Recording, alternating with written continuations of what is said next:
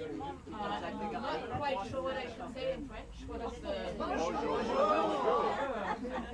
Thank you all for being here. I can turn the volume up on the speaker if need be. Say it again. I'm going to turn the volume up. Hang on. Yeah. I didn't put in my hearing aid today.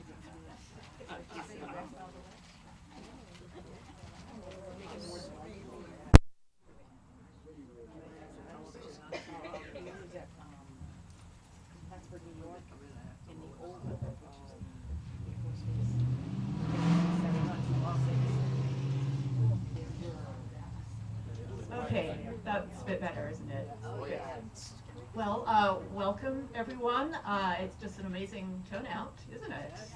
So lovely to see so many French Canadians all in one place. Let's see, this program is organized by the Westport Historical Society and by the Dartmouth Historical and Arts Society, so it's a joint project.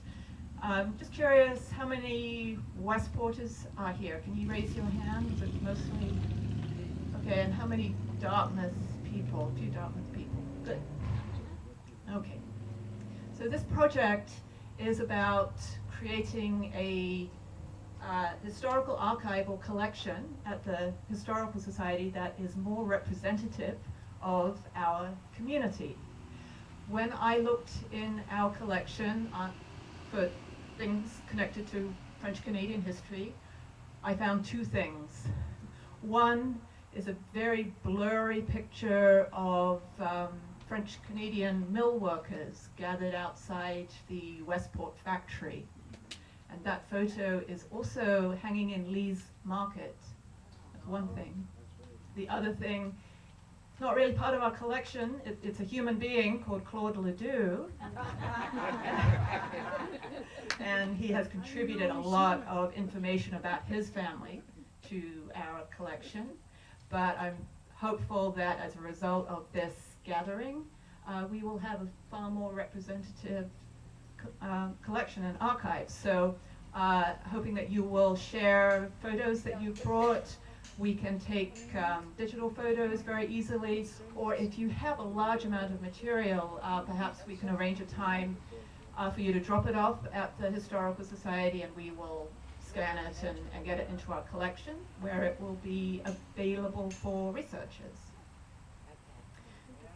So this is a fairly informal and unstructured program, but I do have a few people lined up to speak first to get us started.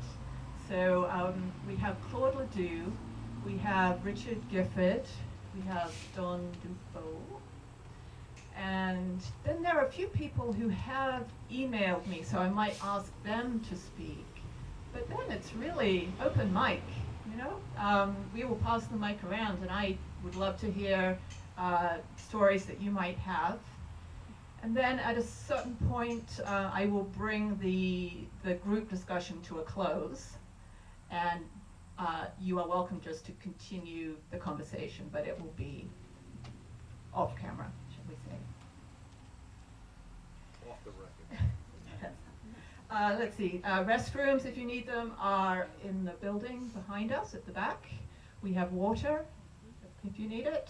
Feel free just to get up. If you need to leave, feel free to do so. And the handy house is open too, so I hope you go and see the exhibition that's upstairs.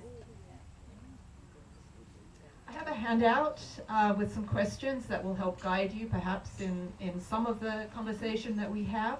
I am interested in your specific family story, but other questions are to do with, you know, what are the surviving traditions that you have kept as a French Canadian? So yeah, food, music, religion, language, other cultural traditions. So I'm interested in that. Also interested in how you think the French Canadian community has perhaps changed Westport. I'm not quite sure how to phrase that question, but what have French Canadians specifically brought to Westport and Dartmouth, shall we say? What I know is French Canadians first began to settle in Westport and Dartmouth in the mid-1800s. Many came to work in Fall River and New Bedford and in the mills, as you know. And here in Westport, many came to work for the Westport Manufacturing Company, Westport Factory, which was located on Route 6.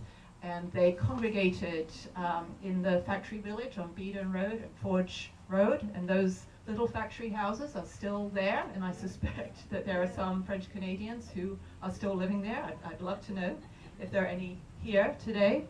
And thanks to Claude Ledoux's research, I know that by 1900, French Canadians made up 10% of Westport's population. It's probably more than that by now.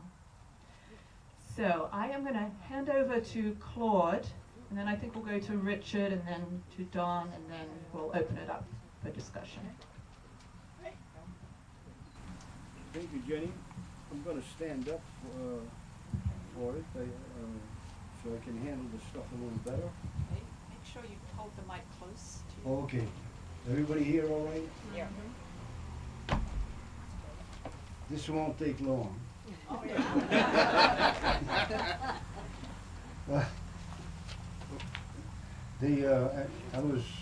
It was nice to hear us referred to as human beings by somebody, I can't remember who, but in any case, that was a good thing. The other thing is that I'll go through some of the stuff that I wrote up in some orderly fashion, from the young age to where we are now. We migrated to Westport, parents and 8 children. I was the oldest at age 13 when we migrated in the early March of 1949 in a blinding snowstorm. The parents, 5 boys and 3 girls. The youngest, a girl, is severely crippled during a difficult birth. The difficult voyage from Canada to Westport was quite an experience. It was in 2 separate vehicles. One of them was an old state body truck with all of the things that we owned and that the family owned. My brother and I rode with an uncle in his old World War II truck. It was quite a trip. In those days, the old roads were especially in a winter blinding snowstorm, pretty tough to navigate. So it took about 2.5 days to come 400 miles from the Drummondville area of Quebec to where we lived, where we were going to land in Westport. We lived to a homestead. Then my father had come down a couple of months before, purchased that place, and it was on a corner of Mouse Mill and Gifford Road. Still there. Margie, one of our relatives, is still there. So it was quite a nice place to come. It was surrounded by farmlands. Westport was all farms, essentially, and the mood of Westport was food production. At the time, we're talking about, the end of World War II. When we moved here in '49, World War II had just kind of ended. We had lived through World War II in Canada, and of course, here people were living with that problem. The trials of the war were an experience that everybody knew about, everybody shared. So it was the mood of the country, and even in Canada as well, because the involvement in the war was so intense that people still lived in the conditions and the mentality of how the hell are we getting this done? And it was a different time. So we had a difficulty coming from Canada at that time in a blinding snowstorm, and we were in 2 separate vehicles. One was an old 1940 Ford with the sloping backs. I don't know how many of you would remember that. There's not enough grayheads here to tell me how many would remember that. And it was, this old Ford had like 100,000 miles on it. It was packed with my mother and six of the children. And I was riding in this old truck with my uncle and a brother. It was quite a ride. It took 2.5 days. We stopped in Vermont after leaving Drummondville. We covered 100 miles or so, and we ended up in Vermont over a border because that's all we could cover in one day. So we stayed in an old inn there where they treated us very well. We had breakfast and got back in that old car and truck and kept on trucking. So when we ended up in Westport, couple of days later, we ended up at our new home on Gifford Road, where Margie, one of our sisters-in-law, still lives.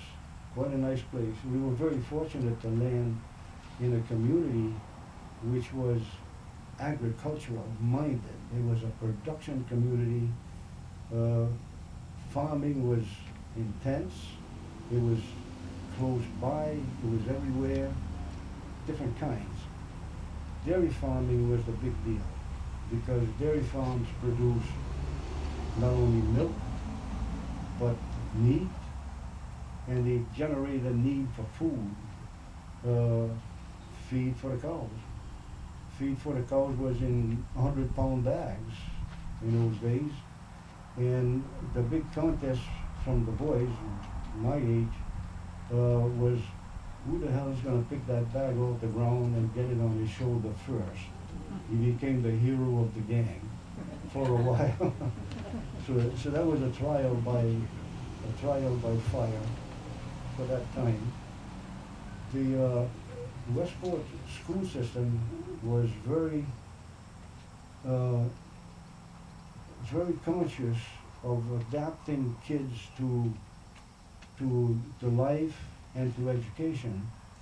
We were dealing mostly with farm kids in Westport and kids that were from factories where the parents lived at the north end of Westport. So you had a mix of population, which was great because people got to interact with each other, and you learned about Portuguese, Canucks, and all of this stuff. It was great. Nothing was derogatory. Everybody was cooperative, helped each other. And because Westport was still such a big farm community, it was a mood of the population to cooperate, get things done, get off your ass and pick that bag up. Let's get it done. You know? And the cooperation between people, different nationalities, was super. I mean, across the street from us, you had the Porrocks, the Semenskys, with a giant farm. Hard-working people, they just got it done. Immigrant parents, 2 sons. We became very successful, by the way. And that was the mood of the country at the time. And when the Korean War broke out, shortly after we moved in, I was of an age too young to be bothered by service. Went to work in a factory in Fall River. After working some of the farms in Westport, it was a big deal. Go to work in a factory, you can make $40 a week there. On a farm, you can make $2 a day, or so. So, going to Fall River, you get to meet a whole bunch of new people. A lot of different nationalities, people struggling to make a living, but it was a very cooperative society. Everybody helped each other. If somebody was in trouble, if you could help, you would. Or if you needed help, somebody would pay attention. So that kind of society really breeds a lot of dedication to keeping it going. And that was the mood of the country. Things have changed, but at that time, that was it. You made do with what you had, you helped where you could, and you lived in a fashion that wasn't insulting to anybody, but helpful. And if you needed help, somebody would kind of feel that, and you would get the help whether you liked it or not. Sometimes you didn't like it, but most of the time it was useful. So coming to this country basically in the way and getting introduced to somewhat of a different life. We had come from farm country in Canada to farm country in the United States. There wasn't that much difference, except in Canada we did more work with horses. Tractors were bigger here, so you had to learn how to work a little bit differently. So life went on. We adapted very well. The school system was very cooperative. Schooling was in English. You better get the hell off your butt and learn how to talk it and read it and so on. It was great. We got help. There were a few kids in class that were French descent, French descent, and they helped. If you didn't understand some word, they would tell you what it meant, and some of them you didn't want to repeat. You had to learn that. If you said it in the wrong place at the right time, without knowing what the hell you were talking about, you were reminded that this was not what you spoke in public. So anyhow, life went on, and at age 17, I had gone from farming to work in a factory in Fall River. Better money, but it just didn't feel right. You know, this getting to work and just the drudgery of production work. It was tough to adapt to having been brought up in a farm environment where you pick it up and do it and shut up, you know, that kind of stuff. So at age 17, I went into the Marine Corps. The Korean War was hot, and there was a movie in one of the theaters in Fall River, and I saw all this fighting and all this the military stuff, and I said, well, I should be doing that. So at this age of 17, I went in the Marine Corps and landed in Parris Islands, South Carolina. That's how they pronounce it down there. Took me a while to catch that on. What the hell are they talking about? So that was a different life, different outlook, different needs, and the service life, I think in my case and in many cases, was very useful because it brought you in touch with a world that was unknown to you, but it introduced you to civilization on a world scale and the needs of civilization. So that was a big deal and a good thing. Good thing for me, good thing for a lot of other kids. So after the Marine Corps, I had learned how to become a mechanic on engines and machinery. And I worked as a mechanic in a Newport finishing mill, Newport Finishing in Fall River. Some of you probably, I don't know if any of you are old enough to remember it, but it was quite a place. I've heard of that. What's that? I've heard of that place. Yeah. It provided a lot of employment. Good, you were treated well, and we helped you get moving, get help. So after the service, after working as a mechanic in that factory, you learned a lot, and you learned the value of education. So I decided to go into electronics. GI Bill paid for that, and it was very, very useful. And by working nights, going to school days, I ended up with a background in electronics of the day. And that helped to get cracking with other stuff. I went into civil defense work after that, and I worked for 37 years straight at different technical jobs, growing from one job to another and learning more and more and more. And I ended up at the Newport Navy base in Newport doing underwater acoustic stuff. So having grown through a whole bunch of education and landing a job of that type, it paid well and it was rewarding work. So I was a lucky boy, worked for 40 years straight, and then retired to another 40 years of work that my wife makes sure I get done on time. So after working through the technical career for a few years and work activities in Portsmouth, Rhode Island, technical stuff, I ended up with in Westport we moved in 1955. Of course I knew about Westport because we had moved there in 1949. But when we came here, we built my wife and I, we built our home on Horseneck Road, where we still are. So it's working out very well. Then I did some work for the town, civil work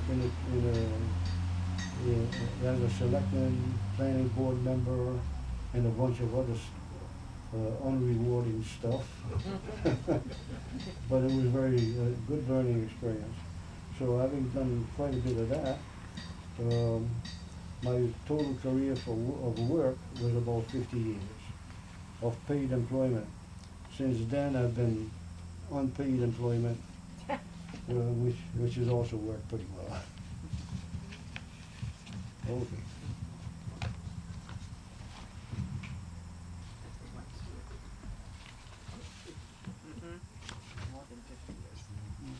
I just want to show you a few things. I went through my life thing briefly as I could. I'm usually kind of long-winded. I was born in 1935.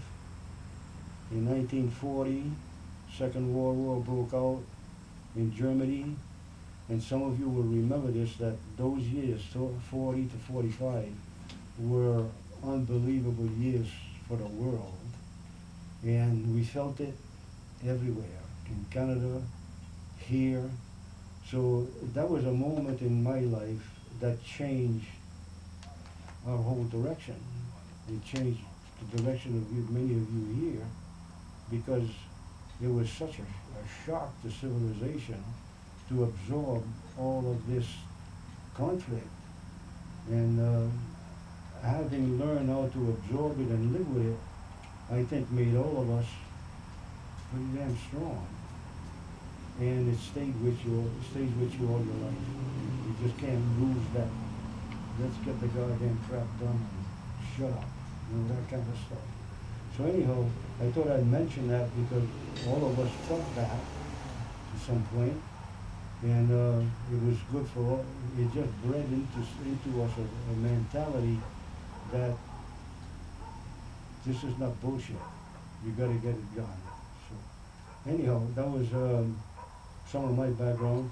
In 1949, we immigrated here, and I rode in the back of that my uncle's old truck, and the kids in the seven kids or so, we rode in the back of that old 1940 Ford in the snowstorm.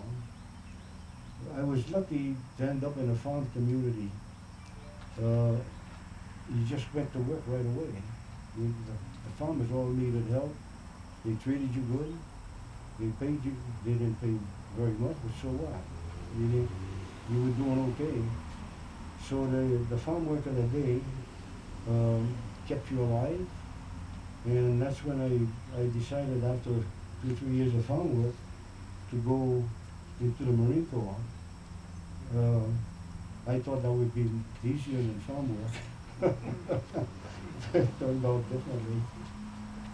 Okay. Claude, why did your father leave Canada in 1949? He was one of 10 kids, 10 children.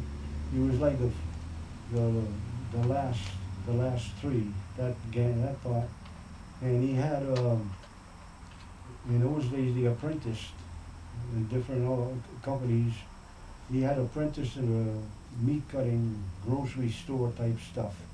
So he made decent living. He knew how to, take a side of beef and hack it up and have it all laid out in nick time. And so he had that feeling for business, and he had a little store. He had kind of started a little store in Drummondville where we lived, and it became successful. But one of his brothers had migrated to the States in the Depression, and he ended up getting hooked up with somebody that had a chicken farm in Swansea. Well, during the war, my uncle grew that chicken farm to raising like 4,000 broilers during the summer months. That was for meat. And he had a chicken coop which he built out of orange crates and all kinds of stuff, 3 stories high. And his laying hens, you had them in different stages because you kept things going. I think he had up to 2,000 laying hens in that coop. So the production for war was whatever you can do. Plant it, grow it, get moving. So the mentality for food production was there. The difficulties of food producing were overcome by just willpower, back work, and just incentive to do it. So it was a time when this country was, you better not get anywhere in this country or you were going to get it. It was the mentality of just get it done. Everybody chips in. So when I went into the Marine Corps, that mentality was still there, and it still is, I'm sure. But it was a hell of a learning experience to meet people from all over the country. These old rebels that didn't know how to speak English like I did. And it was just great stuff. It was super. So anyhow, I went on, and at this stage, when I got the word from Jenny that could I speak, I said, okay, I'll do it. But look at this. I made an outline of what I would say. Look at this. You're lucky there's not enough time. We would be here quite a while. So anyway, in closing, I just want to tell you that with time, I got introduced to Westport government to the dismay of many. And I put a book together, The History of Westport in the 20th Century. I printed maybe 100 so copies. They all went out. I gave them to people, put some in the library and stuff. And I don't know how many got thrown away by now, but here's one of them. It's 124 pages of stuff about Westport, the government, not about me. I made sure it wasn't that, otherwise they wouldn't sell it. They wouldn't sell one copy. So that's where I am today. I have my wife, Clarice, with me. She's an old French Canuck, third generation from Fall River. Good people. Her parents were great, and she is also lovely. We've been married for like, I hate to say it, 64 years. And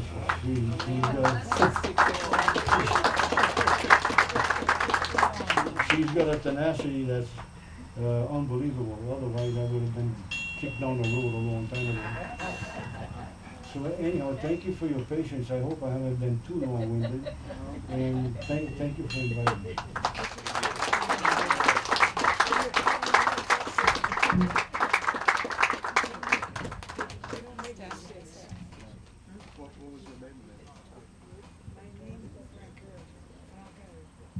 Bonjour, mes amis.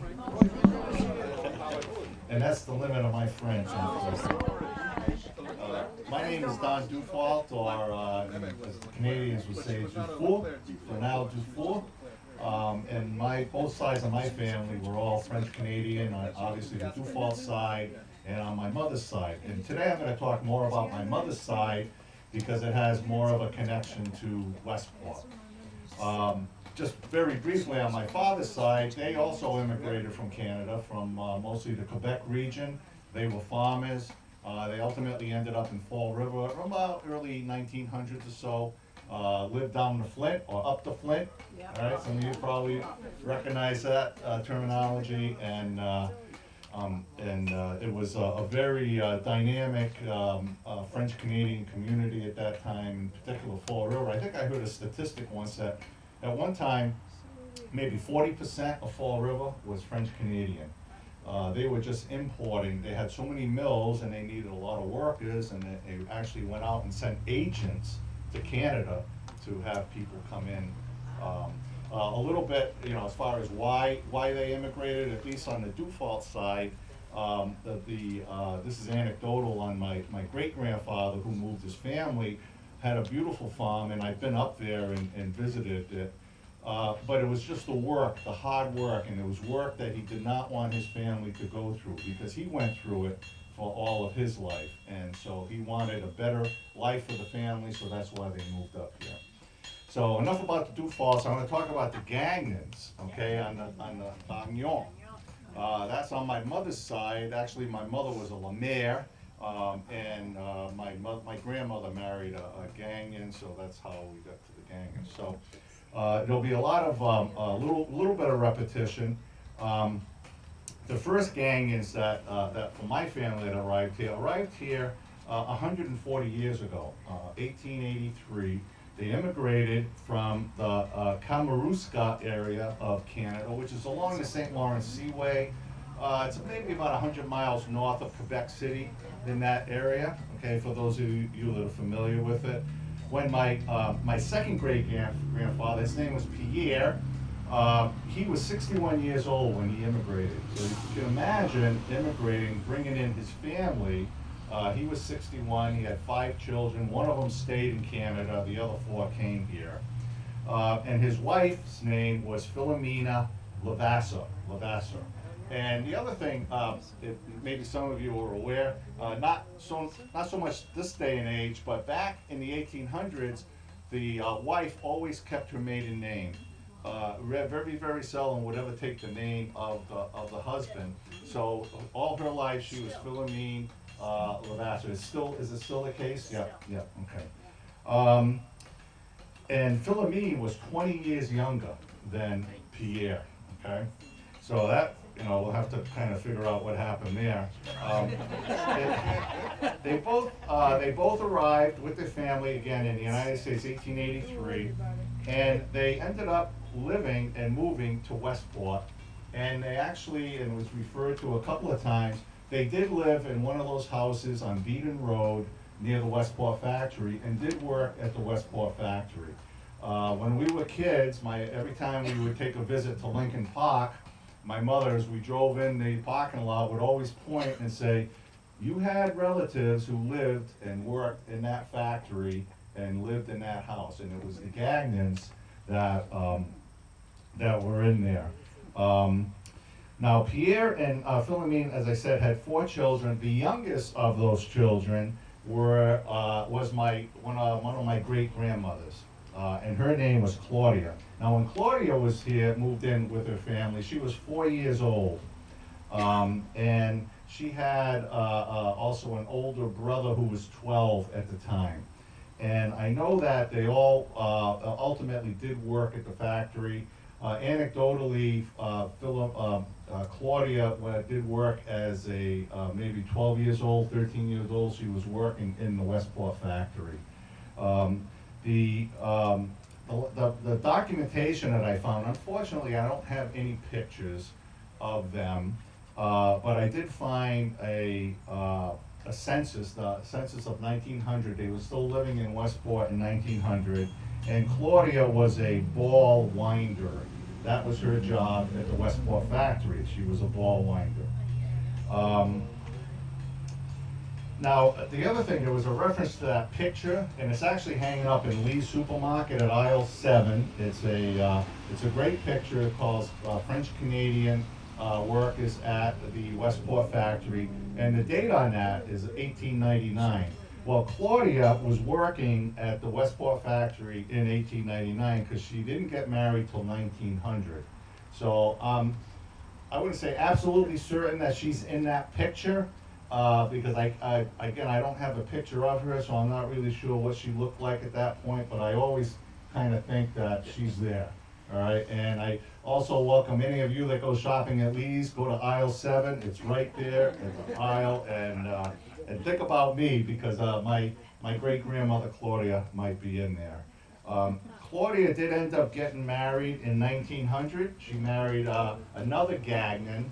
Obviously her name was Gagnon, but she married Joseph E. Gagnon, who was from Fall River.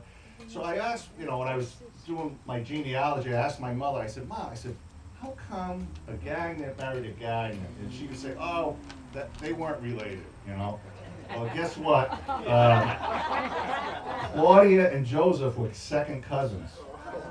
And I found that out later on, and I guess evidently that was I wouldn't say common, but when you think about especially the smaller villages up in Canada, there weren't many people around, and that type of thing probably happened all the time. But they were second cousins, and I told that to my mother, and she didn't believe me, but hey, that's okay, Claudia ultimately died in 1937, and Pierre, he died in 1900. And he was 80 years old when he died.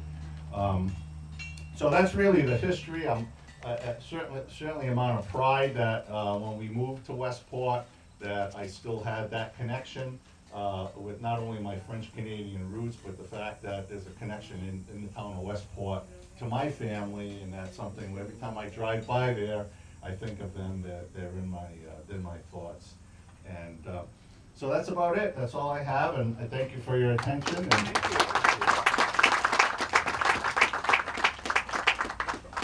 Okay, we're going to hand things over to Richard Gifford. Sure. Yeah, my Pepe came from a place called Trois Pistoles, which is again on the St. Lawrence, north of Quebec City.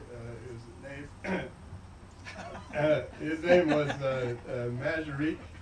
That was my grandfather's name. Oh, really? Majorique Belanger, as they say down here, or Bélanger, as they would say in Canada.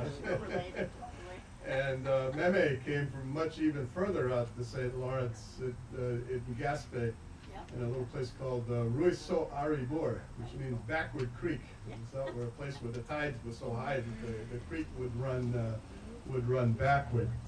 And I started doing kind of French Canadian genealogy, looking at my own lines, probably about 20 years ago. And I'll just note for other people who are thinking of doing it, I found two things that came as a great surprise to me. The first is the concept of the baptismal names. Most of the recording of births in Canada, the French Canada, were done by the churches. And what they recorded is the baptismal name. And almost all of the boys were named Joseph. That would be their first name. The first name is Joseph. And then they have the middle name, what looks to us like a middle name, is the name that they were actually called by. And then they would have the surname.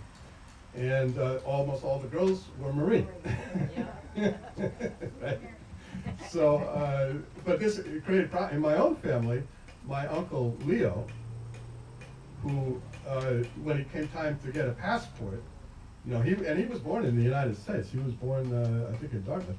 And so he goes to get the passport, and they say, oh no, your name is Joseph Leo Belanger. And he had always gone by Leo J. Belanger, because nobody ever called him Joseph.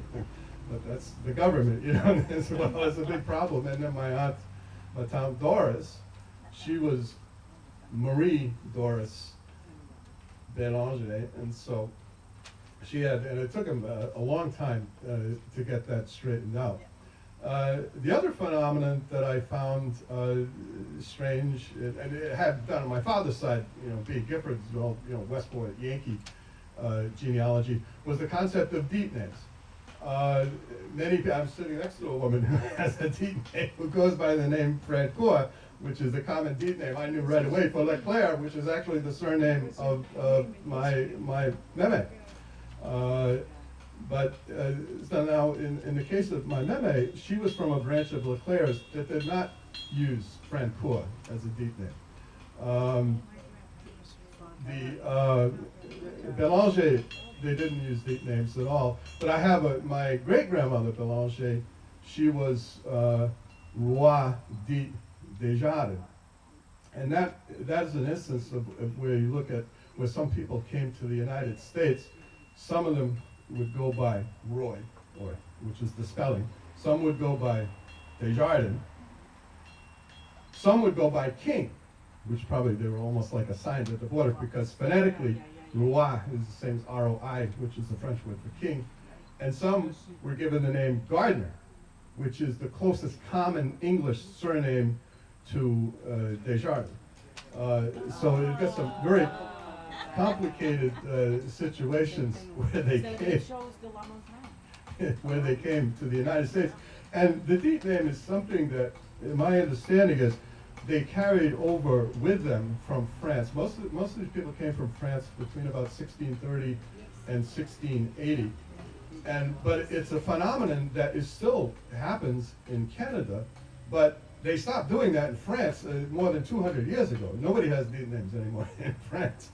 It still kind of confuses things over here. So, What's a deep name? a deep name is literally D-I-T, the spoken name. It's thought that when it originated in France, it's kind of like the concept of what they call a nom de guerre. It's a war. When they went to war, sometimes they would use an alias as a surname. Why exactly, I'm not sure, but this goes long back in French, history. And so, like I said, when they came over here, they kind of clung to that concept, the French Canadians did, and persisted in using deep names. But not all families do, but certain ones do, and persisted in the concept of the deep name long after it's passed away in France. And they say, I've read that linguistically they say that the French Canadians of the modern era, they speak a form of French that is actually much closer to what was spoken in France back in 1600s than the French speak. And even I, with my very limited knowledge of French, well, I can tell the difference between French Canadian on one hand and France that they speak Parisian French on the other, which to me is just completely incomprehensible. If I see a movie, it absolutely has to have some sort of subtitles or something, because it sounds like one long blur when they're saying stuff over in Parisian French. But even a story about that, which is actually, I guess my grandmother was even more particular than that. She made a trip with the whole kind of family, or sons and daughters, up to Montreal and Quebec City back in the 1980s, I guess. And my grandmother, who could be very set in her ways, so she goes up to Montreal, and to the end of her life, she really spoke French better than she could speak English. And my mother and all the other children, who were bilingual, they grew up speaking French in the household.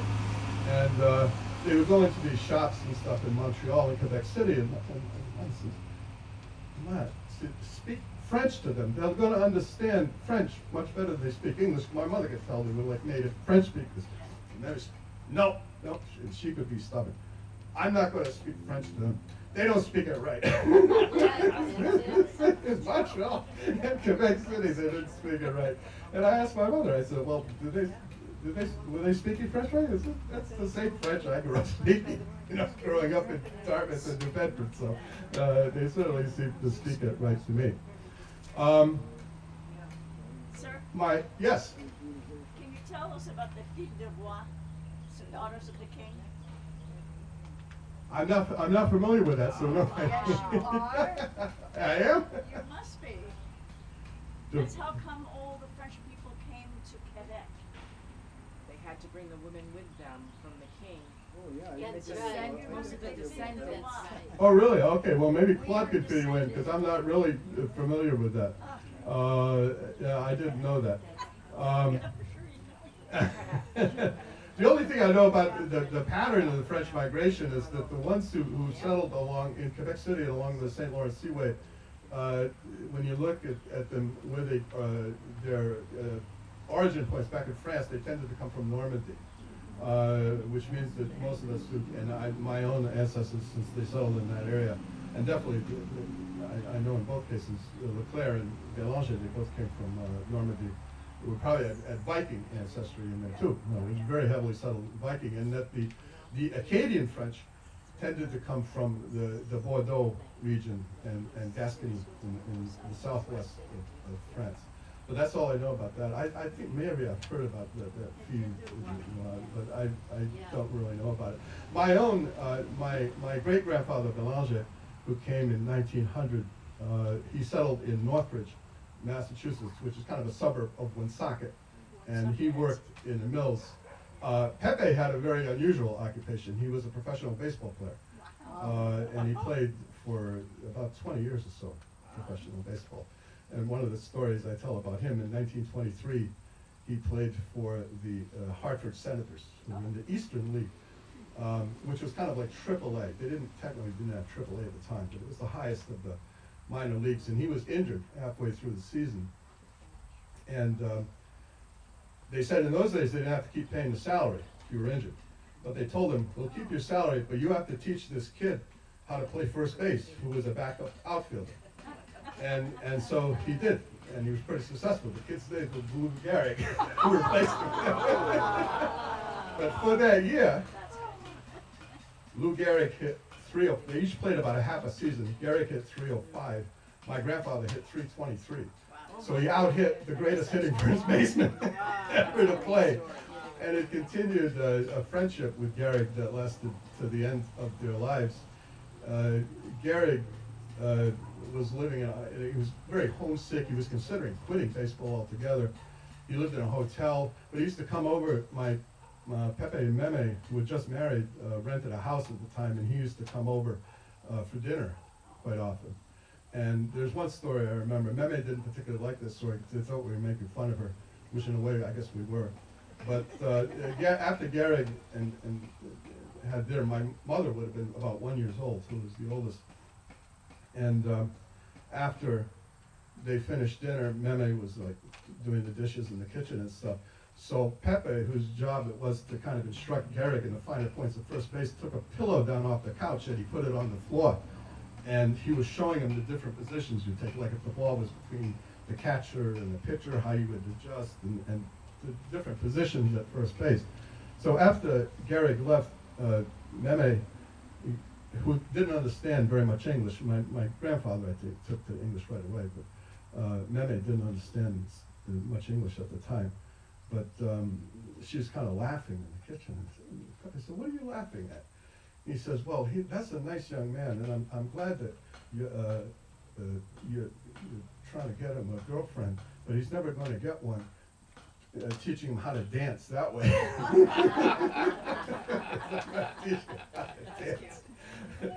So, yeah, so that started a long career he had in baseball. He never played in the major leagues, and the reason was he was signed in 1912 by Connie Mack, who was the owner, manager of the Philadelphia Athletics. And that first season that he played for Connie Mack was down in Raleigh, North Carolina. And the player manager was Earl Mack, who was Connie Mack's son. And he had some sort of an argument with Connie Mack's son that, so Earl Mack says to him, well, I'll meet you under the stands after the game. That's the way they used to say, you know, just like you did in high school. I'll meet you after school or something, to have a fist fight. Unbeknownst to Earl Mack, my grandfather was also an amateur boxer. He beat the hell out of Mack. But Connie Mack says, I'm going to have the last laugh. I own your contract. I'm gonna make it sure that you never play in the major leagues. And he did. He just held the contract for the remainder of his career. So he never got to play in the majors, although, you know, he played with some pretty good players, and he almost saw it. He played, altogether, he played seasons with 4 Hall of Fame players in the Eastern League. He played with Leo DeRocher, Gehrig, Gabby Hartnett, Casey Stengel. Every one of those seasons, he out-hit the Hall of Fame players. Of course, Stengel and DeRocher are really there for the managerial prowess rather than the baseball. But still, he was a pretty good player. Undoubtedly, he should have gotten a chance to play in the major leagues, but he never did. They actually met. The wedding photograph, which I have, is the one in the frame there, of Meme and Pepe. And Meme told a story that when she had just come to New Bedford, she would have been about 12 years old, and she had never met Pepe before. But her sister was going out with Pepe's brother, and they would end up getting married, his brother, Joseph, who was a real Joseph, one they actually called Joseph. And so they were going on a date. So like I said, Meme was only, I guess she was sent around to be a little like chaperone or something, make sure nothing to happen. So Uncle Joseph, he says, oh, I know, we can go to the baseball game. My brother's playing, and it was in the Mill League. And in New Bedford, and so they went, but I guess he didn't realize they charged admission to play or to watch the game, and so they said, oh, I know, we can go around to the outfield fence, and there's like a knothole, we can look through the fence, and so the 3 of them went around to the fence, and Joseph says, oh, look, the guy pitching, he's pitching today, that's my brother pitching, so they each took a look. And Meme said, you know, she looked, and you know, it must have been about 200 feet away. She had never seen him before. And she got down, she turned around, and she says, that's the man I'm going to marry. And she did. Now, when she told this story to me, and I think I was the only grandchild she told this to, my mother was listening, and my mother, who can be such a skeptic sometimes, say, why are you telling him that? You know, Pa did not play baseball in Canada. You were still in Canada. Well, I found out after Meme died. Meme was definitely living in New Bedford in 1912. And, she was living just one street over from Nash Road from where she lived in later years. So I tend very much to think that the story happened. I never got to hear the rest of the story because Meme said, oh, okay, that's it. I'm not saying another word. So, you know, obviously something must have happened between then and when they got married in 1921. But I never did find out what the details of that were. Okay, that's all I have.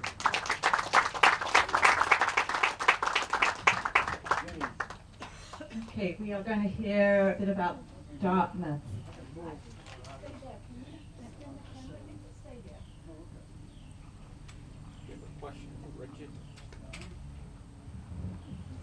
Hi, I'm Bob Harding, and I'm from the Dartmouth Historical Art Society, and I'm going to share with you a few things about some French Canadian families and a little bit about my own lineage.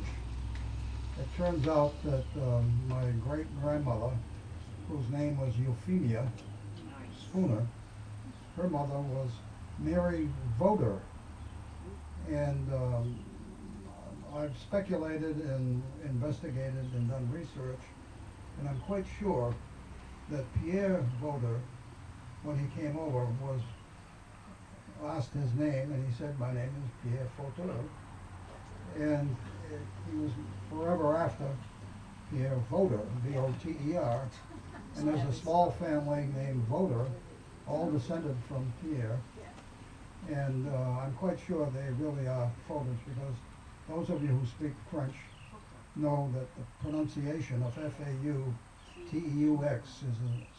is a very quiet F, and it's more like voter than Foder. And therefore, I think I'm right, but I haven't proven it. There's also a legend about an early shipwreck off the coast of Cape Cod, where the survivors included a man named LeBaron, and someone named Demerandville, someone named Jucket, which is probably Choquette, and someone named Votaw, which is probably Foder, which is probably Foter, and also someone named Crapo. The Crapos became a very popular family around these parts, and they married with the Spooners, and I also have second cousins who married. You know, some of them were in the Foder family. So that's that connection, and I won't go into that any more than that. But my youth, Claude and I are contemporaries, and Claude and I are friends. And he failed to mention that he keeps busy cutting wood. He's got the biggest wood pile in the world. And he does it all by himself, which is why he's in such good condition. He gets lots of exercise. In my youth, I had a very good friend whose name happened to be Foder. Gilbert Foder was a high school classmate of mine and a grammar school classmate of mine. And a little bit of his genealogy I'll share with you. His father was a guy named Al Dage Foder, who worked for Corson's Garage in New Bedford. You probably all remember, not all of you, but some of you remember Corson's Garage. They sold Cadillacs. And Al Dage had a brother whose name was Amon, who ran a little variety store in Smith Mills that everybody who lived in Smith Mills knew about. Amon was also the driver of the volunteer fire department. When the siren rang, he took his apron off and jumped in the front of the fire engine and drove it wherever it was supposed to go. And he had actually spent some of his youth in Washington, D.C. as a chauffeur. He and Al Dage were 1 year apart in age, and Al Dage always supplied his brother Amon with a used Cadillac from Corson's Garage. Al Dage and Amon were the sons, the two of 10 children of Henri and Laura. Laura was a Deslauriers. I can't pronounce it right. I'm not. I had French in high school, but didn't take it. But anyway, she was a Deslauriers, and Henri, of course, they were both from Canada, and these 10 children grew up around New Bedford. But I'm going to concentrate on the children of Al Dage and Amon. Al Dage had Al Dage married a German woman named Kroll, and had 4 children.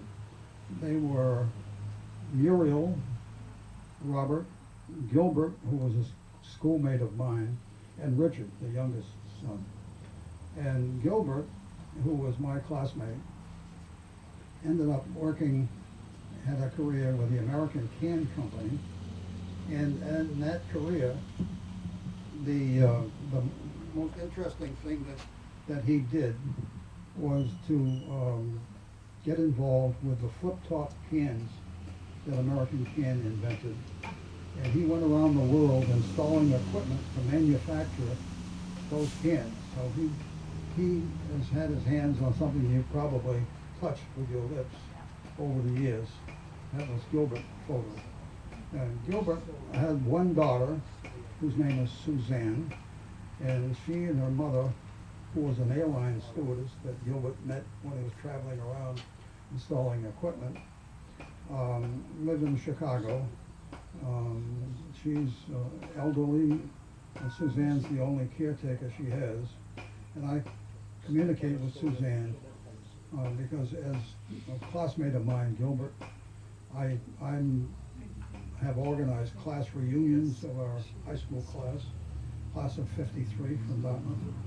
And I communicated with Suzanne to get to her father. Gilbert has since passed, but he was a very accomplished guy went to Worcester Polytech, was a great student, and Aldage and Amon had houses right next to each other on the shores of the mill pond in Smith Mills, that Champion Terrace area. And we all used to play basketball out there in the same field where Amon built his house. Before that, he lived in an apartment over the store in Smith Mills. Amon's and his wife Marie had two children. They were Bernard and George, and they were both golf pros. You might not remember, but some may, that Pascomanset Links was right there on Smith Mills. And many of us kids, including me, grew up on that golf course and played a lot of golf. And some made their life's living out of the game of golf. And George had a position in a club down in Florida and one up in Andover.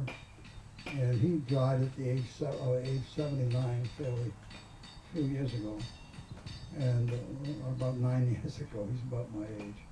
So, and Bernard was, among other things, he was so good at golf that when he went in the Navy, he was designated as a golfer, and he became a golfer for the Sixth Fleet team.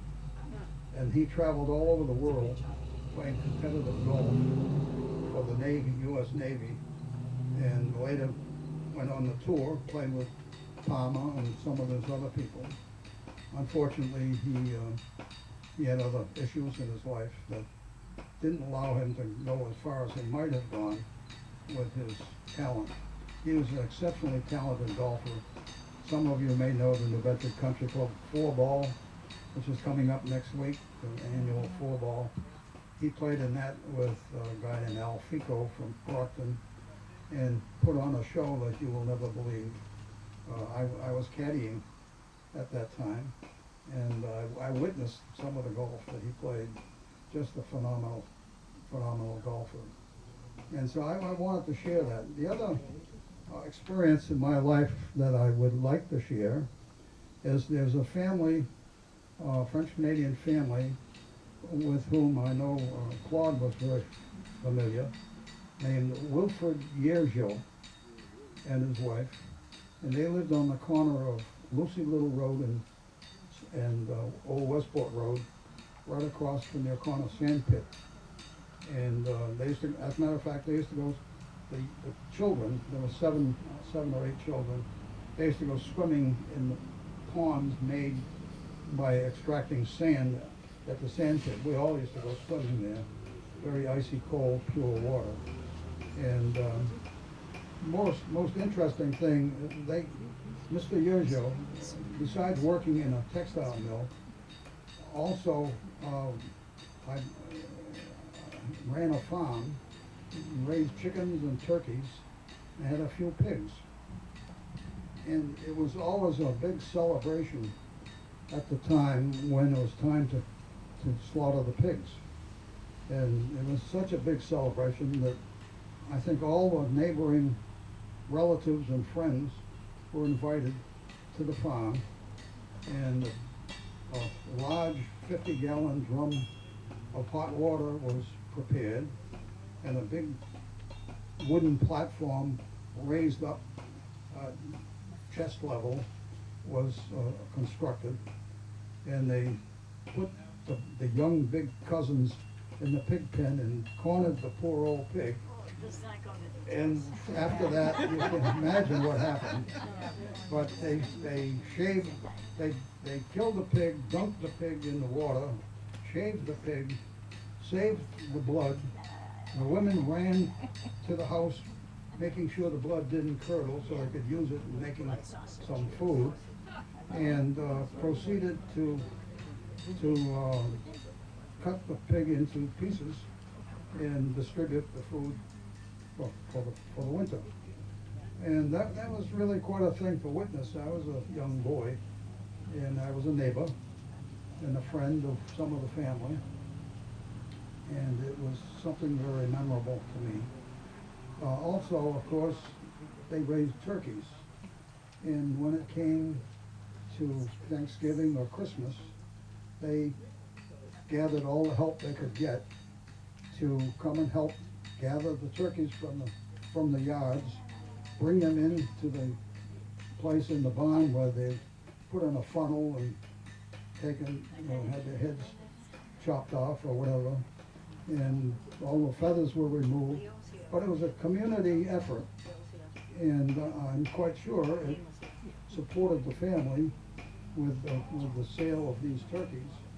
And it was another memorable event in my life as a young kid. In the back of their farm, there was a place called Deerfield Swamp. I think a lot of you are probably familiar with Deerfield Swamp. It was a great place to go blueberrying, and people used to go in there and they'd get lost, and somebody would have to go in and bring them out, and I was one of the people, and some of the Yerzhos were some of the people who went in there and brought them out. I also know that of the 7 Yerzho children, one of them, I believe, was Rose, married a man named Ansay, and they lived in a Quonset hut across the street from the father. And they have a daughter who is very active in the New Bedford Country Club, remembering the history of the country club. I unfortunately don't remember her name, but very active family in the area, very successful family. I think one son went in church work. I think he became a brother of the Sacred Heart or something of that nature. And it was a family that worked hard, as Claude described the immigrant families, and took advantage of ways to get ahead, and used the wartime as a time of great prosperity to grow their families and to succeed here in the area. I think as an area of further research, those of you who are genealogists and family students, the truth or falsity of the legend about the shipwreck and the people who survived and the descendants from those people might be worth a lot of deep diving into the ancient records to see what we can find. I brought along stuff. I'm not going to dig it out because I know these chairs get pretty hard after a while, and so I'm not going to prolong this. But I'm very happy that you invited me here, and I would add to your understanding that at the Dartmouth Historical Art Society, and we're jointly doing this project. We have recently published a 2-volume hardcover book on 1,500 or so pages of the Quaker minutes of Dartmouth, which started in 1699. And we've also transcribed many more than the 1,500. We've transcribed 6,000 pages over a 4-year project with a lot of volunteers, a lot of hard work. And the book is available, the hardcover book is available electronically on the website of the Colonial Society of Massachusetts. You just look that up on if you're into computers. You can read the book without buying the book. It's free and available with a very extensive index, and there are Crapos and other French-sounding names in the book. And even though most of the Crapos are kind of considered Yankees at this point because they've been in the area for so long, one of the Crapos was the governor of the state of Idaho, and the Crapos have done very well in this area, very much intermarried with Mayflower families and so forth and so on. So So that's about all I have to share. If you have any questions, I will,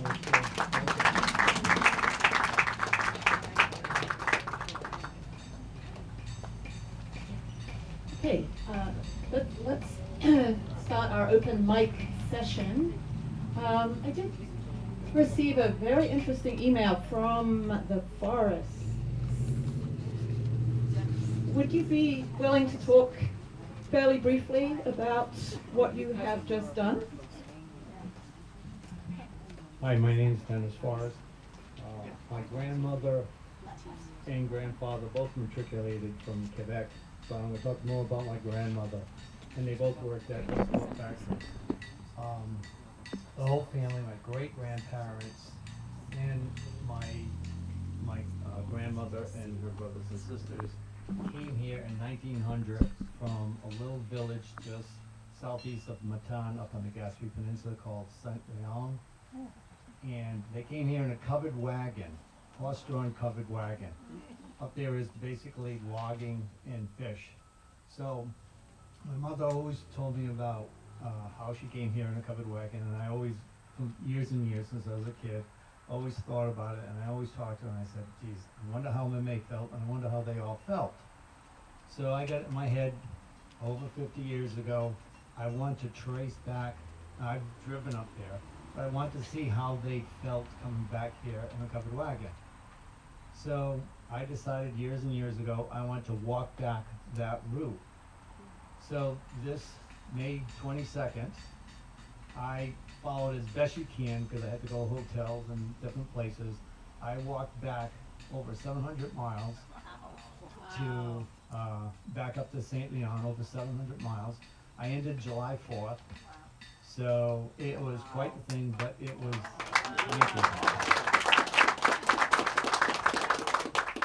it was a lot of just trying to figure out what they felt. So I took a lot of notes and different things like that. So I want to see what they felt, and what I felt physically. You know, obviously a lot of times they were in wagons and stuff, but it was, I tried to get into their minds of how they were and what they were doing. So that's what I did this summer, just a little side thing.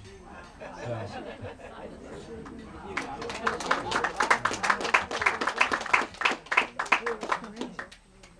Okay, is there anyone else who wants to say a few words? Keep it short.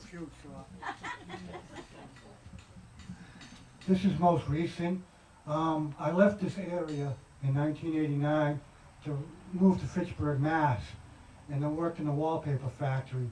There were a lot of French Canadians here, and like Claude said, they got recruited from Canada to work in the wallpaper factory. They were kind, friendly people to me, and taught me to sneak stuff over the border back and forth. But you mentioned food, this pudding. What's this pudding? A friend of mine was a chef. He owned a restaurant. He loved pudding. Pudding? Pudding? That's totally different. Can someone explain that to me? Blood sausage. Blood pudding? Who's always making it? But poutine was with French fries and gravy. French fries with gravy. With gravy? Oh. That's poutine. Yeah, cheese. Two different ones? Two different, totally different things. Two different things? Totally different. Oh. One is So, P-O-U-T-I-N-E. P-U-T-I... P-O-U-T-I-N-E. French fries. Oh. Blood? The other one is a But it was like a purplish blob. Pudding. That was pudding? No. He is the boy. Oh, anyway, That's blood sausage. B-O-U-D-I-N-E. they were good workers and they were kind, considerate people. They were always, they were avid hunters. They always bring me back moose meat and bear meat and deer meat. And they were avid hunters back up in Canada. Oh, sure. So, and then they never bothered to get their citizenship. So the place was raided in 2005. Oh. And they had to go up to Boston and get their citizenship, and one woman said, I've been living and working here for 38 years.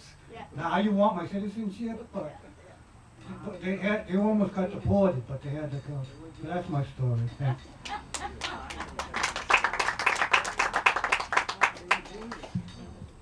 Jenny? Bonjour, mes amis. Okay. I'm going to tell you the story that I know about Les Filles de Roi, the daughters of the king. This is what I've read. You can correct me if I'm wrong. When Louis XIV, I think it was, discovered New France, he sent all the men over, all the soldiers over, to take over. Well, they were getting lonely. He says, I got to bring the women over. So for, I think, 30 or 40 years, he would find marriageable women, ship them over to New France, gave them a little stipend, and marry any man that they saw, and propagate as many children as they can for France and the Catholic religion. And there's about 800 women have been sent over from France to go to New France. And we are probably the descendants of almost all of them, if we're from Quebec, from that area. And so they married lumberjacks, they married soldiers, they married fishermen, fur trappers, and Indians. Because I know I've got a little Indian in me too. My mom's name was Ita, Y-T-H-A, a Native American name. And she just passed at 97. We never saw another Ita as long as we lived. And she had 8 of us in 10 years. She was one of 12. My dad was one of 12. They were from families of 17 and 18. I got 150 cousins, all from the daughters of the king. So that's it. Thank you. What tribe? What tribe was your mother from? You know? We're not sure. She's listed in the Bible as Squaw. So it was her great-grandmother that was the Squaw. Thank you. Okay, thank you. Hello, je m'appelle Gina Després, and my brother and my sister-in-law, and we're Després, where Susie is here, and Rudy, my mother. But I'm not here to talk heritage. I have a question. It says on this one of these questions about food, right? What is the correct pronunciation of, is it gratin or gratin? That's all I need to know. Thank you. Over here, when the Canadians came, my name is Suzanne Pelletier and I live in Dartmouth right now. I've been there for a while. Anyway, the creton, that's what they call it in Quebec. And when they came here, it kind of got corrupted into garton. So if you say garton in Quebec, they're really not going to know too much what it means. Does everyone know what that is? Everybody knows. What's the word? It's a portage. They sell it in the supermarkets. Pardon? What is the word? The word is garton, G-O-R-T-O-N, and in Quebec it's creton, C-R-E-T-O-N. Yeah, it's a pork spread, kind of like a pate, and it's really good, and it's made, it has pretty much the same spices as when you make a French meat pie. Pretty much. And it spreads nicely, and it's really nice and greasy, and it's great. So I just have a couple of little things I want to add. In the Filles du Roi, they also had, there is right now a descendants, an organization like Descendants of the Mayflower, Descendants of Les Filles du Roi. So these people are pretty tight. And the house you mentioned on Luceville Road and Old Westport Road, when I was a child, my father had a distant cousin that lived in that house. And I can remember going there when I was really young, and they had chickens, and they were all roaming around. And I have to be a little right now. But I was born and brought up in the north end of New Bedford, so there weren't many farms around there at the time. But with all their chickens, and I can remember the man of the house, and I really don't remember them, but he took a chicken and put its head on the block and chopped the head off, and the chicken ran all around, and that is a vision that has stayed in my mind from that house. Every time I go by that house, I see that chicken running around. Another thing I want to add is I got married in Saint-Hilaire, on the banks of the St. Lawrence River. It's just a little east of Saint-Jean-sur-Richelieu, and I got married there, and you had to fill out a form. If you wanted to keep your maiden name, you had to fill out a form, otherwise it was just automatic. You kept your maiden name. So I always did. What else was I going to say? Why did you get married at St. Hilaire? Why? Why did you, yeah. My husband was Italian. He was Italian, and I was Franco-American, and we were going to go to Italy to get married, but we thought we'd have a little, at least somewhat of a foreign flair. And my grandmother was from Saint-Hilaire, one of my grandmothers, so I thought that would be a wonderful place to get married, and so did he. So the priest that married us, he had the ceremony was in some Italian, some French, some English, and some Latin. My husband also taught Latin, so yeah. So it was wonderful. My grandfather was recruited from Quebec to work in the mills in Connecticut, and he was a specialist in weaving velvet. And my mother always said, and they eventually came to New Bedford, both sides of my family. I had my DNA done, and my DNA is 99, I'm so happy, 99% French and 1% Jewish. So it is a little tiny little variety there, but not much. But anyway, so my grandfather wove velvet, and my mother always said that in their family, they never knew that there was a depression going on because rich and wealthier people always still had velvet, so there was plenty of work for someone who could weave velvet. So he did it in Connecticut, and he did that also in Dartmouth, right at 140. There was a Coca-Cola plant and a velvet plant. And I don't remember the name of it now, but that's where he wove his velvet. Yeah. So one more thing I just want to add. I don't want to be too long, but I teach French classes right now at the Dartmouth Senior Center and the Rochester Senior Center, and anyone's welcome to come. It's really no pressure, there's no tests, there's no exams. We talk about everything, and it's more cultural than anything else. And it's just a lot of fun, and we go on a lot of field trips all over the place, and we eat well. And I just want to add too, maybe someone may be interested, on the 14th of August, on Monday, at the Rochester Senior Center, we're putting on a French dinner, and it's not going to be Quebec influence. It's no pissou, no tourtière, no garçon, okay? This one here is going to be with more of a French influence, which is from France, which we all come from anyway. That's all our heritage. And the menu will be French onion soup and a croque monsieur and salad and a French dessert, and there will be French cabaret music, live music. So that's $10, and if anyone is interested, I just want to mention that you just have to call the senior center and give your name. Rochester. In Rochester, Council on Aging. Yeah. Where's Rochester? It's on the other side of New Bedford, at Cushnet, Rochester. Oh, okay.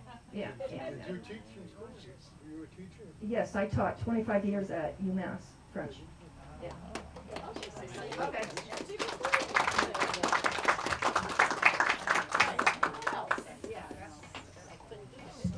So my name is Kim Garmaison.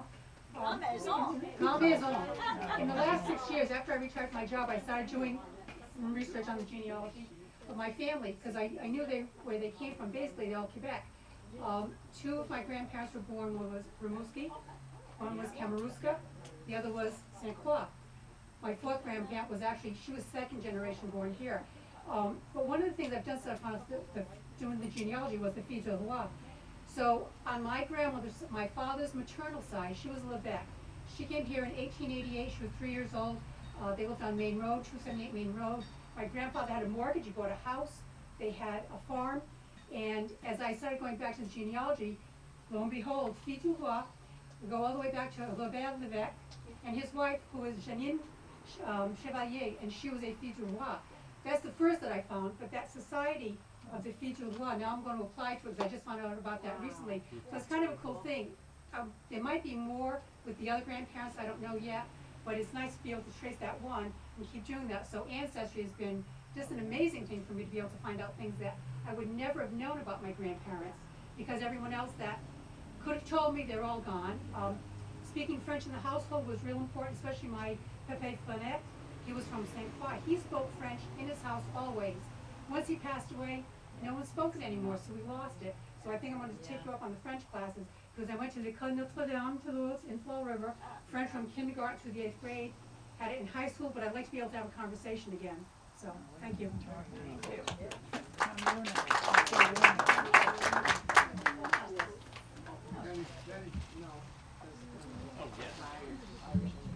Hi, my name is Bob White, formerly known as LeBlanc. On my summer vacation, which I flew, I did not walk. I went to Nova Scotia for the first time. My background is Acadian, both LeBlanc and Hébert, and I sort of went to the Eel Brook in the southeastern part of Nova Scotia, and I, through an amazing coincidence, which I'll share afterwards, I met a third cousin, one of 19 kids, and we chatted a little bit about what that was like. And I went to the place of the deportation in Grand Pré. I have to say I've never been moved as much as I was just to sit there and look at the place where 2,000 of the 10,000 Acadians were sent all over. And since I've been back, I've been writing for internal purposes, a family story of where we went, where my ancestors went. And I've been shocked that, in addition to the colonies, some went to Massachusetts, to South Carolina. The ones that went to Virginia, the governor there and the lieutenant governor, a guy named Washington, sent them away, sent them back to England, where they spent 7 years, and then to France, where they spent 20. And those were the ones that came over to Louisiana. But I've got relatives in Haiti, which was a French colony there. It's incredible. But and if anyone's interested in Acadian history, I'd love to chat afterwards.